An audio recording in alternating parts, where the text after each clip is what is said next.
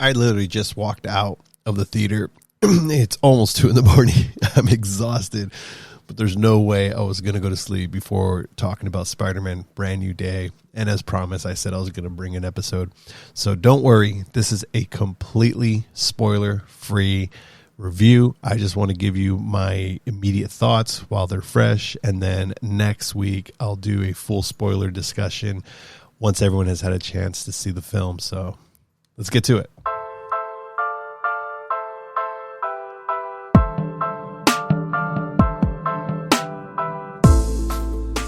Welcome to Sigma Duocast, and I am going to try to make this really quick.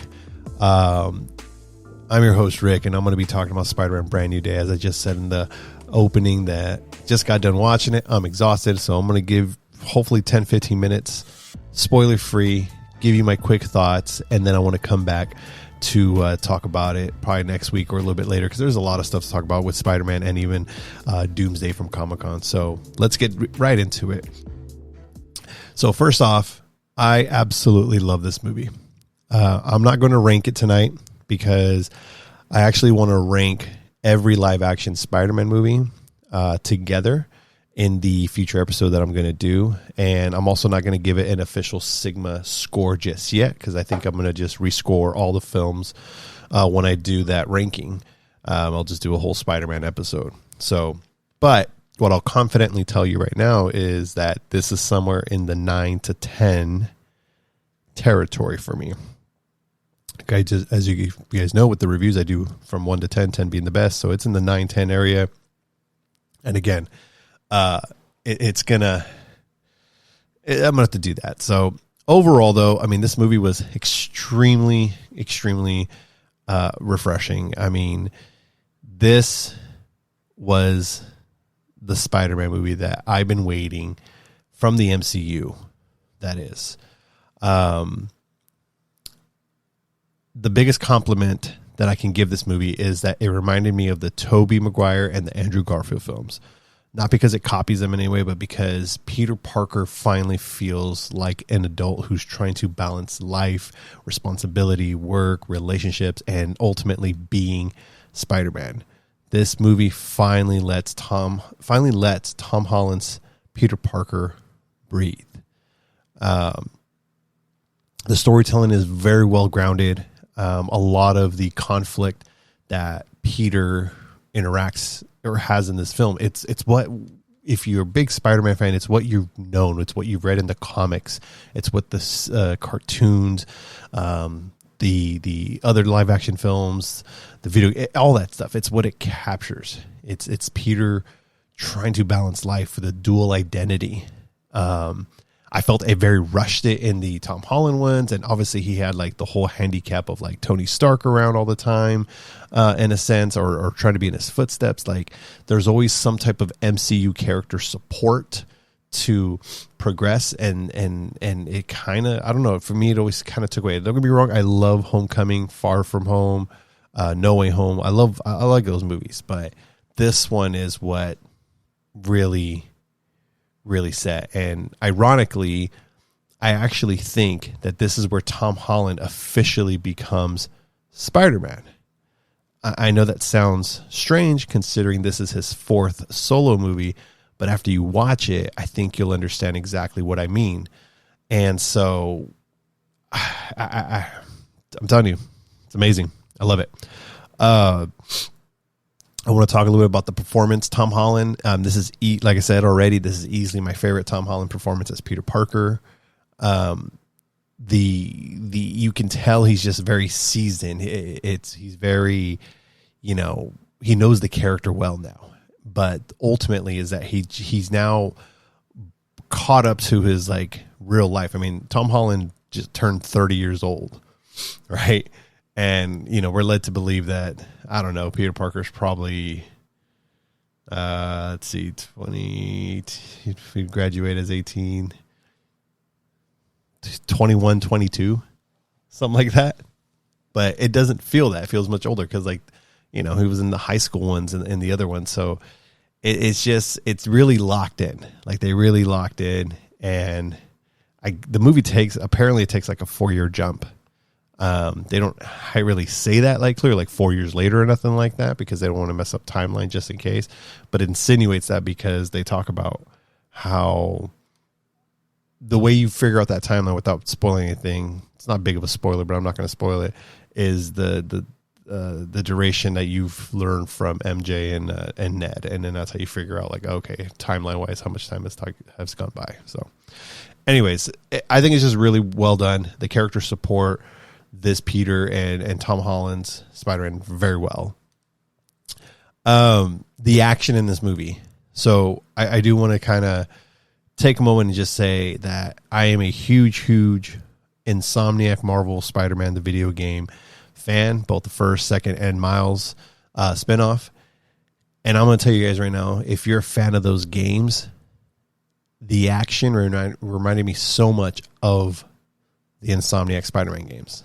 The web swinging, the web swinging finally has weight. It finally feels genuine. The Spider-Man moves like a spider. His combat feels creative instead of just throwing punches. Like the way the game plays, and the director even said like he played the games, either while before making this film, and he got a lot of inspiration from the game. So kudos to Insomniac for that.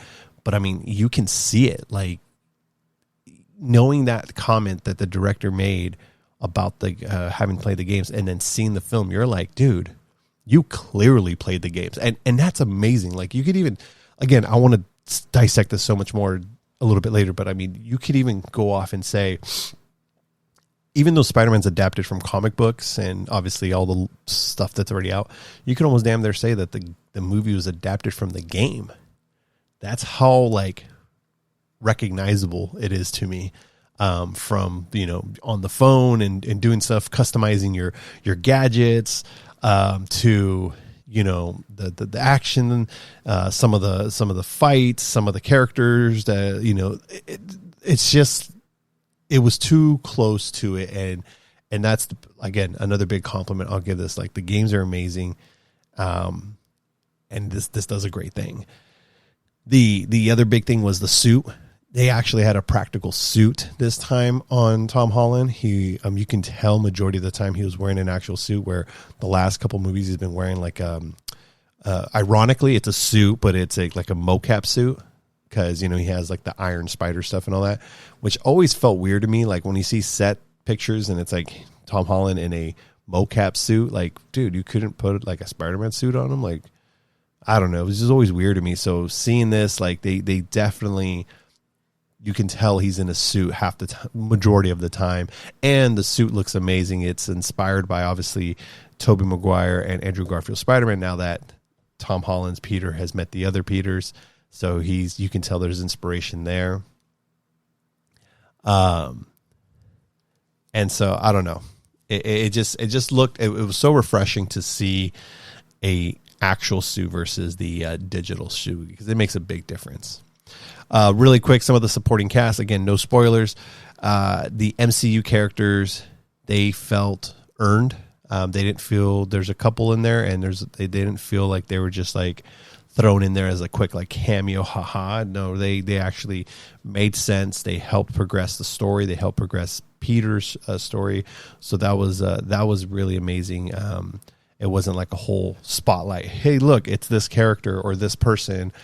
Great. I absolutely love seeing John Berthal's Punisher in the MCU. First off, this is his first MCU film, which is amazing.